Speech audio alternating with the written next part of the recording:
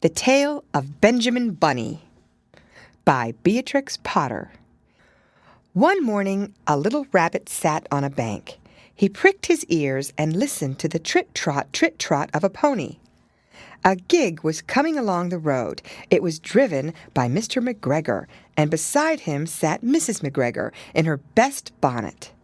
As soon as they had passed, little Benjamin Bunny slid down into the road and set off with a hop, skip, and a jump to call upon his relations, who lived in the wood at the back of Mr. McGregor's garden. That wood was full of rabbit holes, and in the neatest, sandiest hole of all lived Benjamin's aunt and his cousins, Flopsy, Mopsy, Cottontail, and Peter. Old Mrs. Rabbit was a widow. She earned her living by knitting rabbit wool mittens and muffetees. I once bought a pair at a bazaar.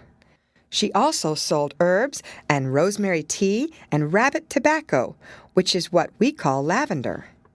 Little Benjamin did not very much want to see his aunt. He came round the back of the fir tree and nearly tumbled upon the top of his cousin Peter.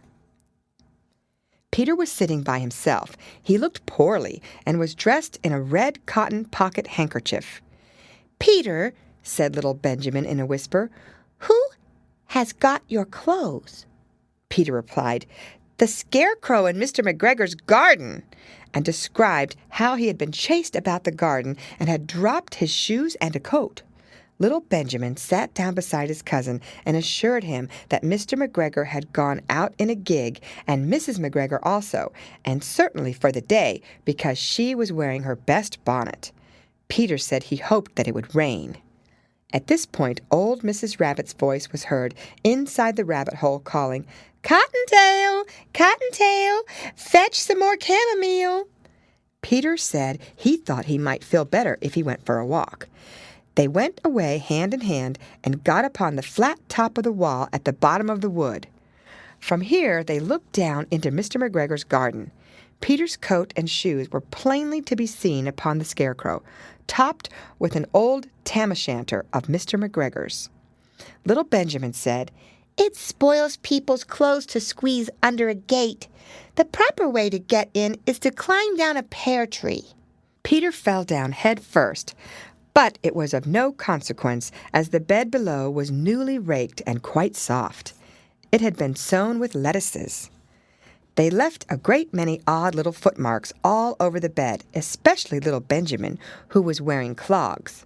Little Benjamin said that the first thing to be done was to get back Peter's clothes, in order that they might be able to use the pocket handkerchief. They took them off the scarecrow. There had been rain during the night. There was water in the shoes, and the coat was somewhat shrunk. Benjamin tried on the tam-o'-shanter, but it was too big for him. Then he suggested that they should fill the pocket handkerchief with onions as a little present for his aunt. Peter did not seem to be enjoying himself. He kept hearing noises. Benjamin, on the contrary, was perfectly at home and ate a lettuce leaf. He said that he was in the habit of coming to the garden with his father to get lettuces for their Sunday dinner. The name of little Benjamin's papa was old Mr. Benjamin Bunny. The lettuces certainly were very fine. Peter did not eat anything. He said he should like to go home. Presently he dropped half the onions. Little Benjamin said that it was not possible to get back up the pear tree with a load of vegetables. He led the way boldly towards the other end of the garden. They went along a little walk on planks under a sunny red brick wall. The mice sat on their doorsteps, cracking cherry stones. They winked at Peter Rabbit and little Benjamin Bunny. Presently Peter let the pocket handkerchief go again. They got amongst flower pots and frames and tubs. Peter heard noises worse than ever. His eyes were as big as lollipops. He was a step or two in front of his cousin when he suddenly stopped. "This is what those little rabbits saw round that corner." Little Benjamin took one look, and then, in half a minute less than no time, he hid himself and Peter and the onions underneath a large basket. The cat got up and stretched herself, and came and sniffed at the basket. Perhaps she liked the smell of onions. Anyway, she sat down upon the top of the basket. She sat there for 5 hours. I cannot draw you a picture of Peter and Benjamin underneath the basket because it was quite dark, and because the smell of onions was fearful. It made Peter Rabbit and little Benjamin cry. The sun got round behind the wood, and it was quite late in the afternoon, but still the cat sat upon the basket.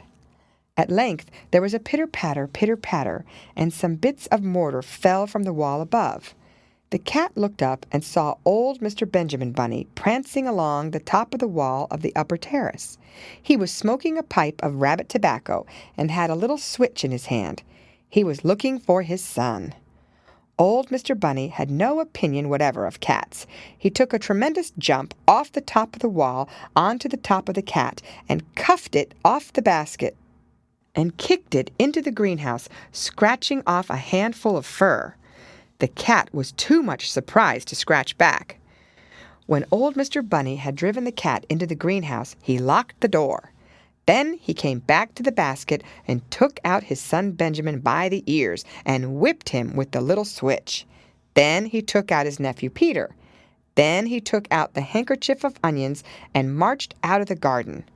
When Mr. McGregor returned about half an hour later, he observed several things which perplexed him. It looked as though some person had been walking all over the garden in a pair of clogs, only the footmarks were too ridiculously little. Also, he could not understand how the cat could have managed to shut herself up inside the greenhouse, locking the door upon the outside. When Peter got home, his mother forgave him because she was so glad to see that he had found his shoes and coat.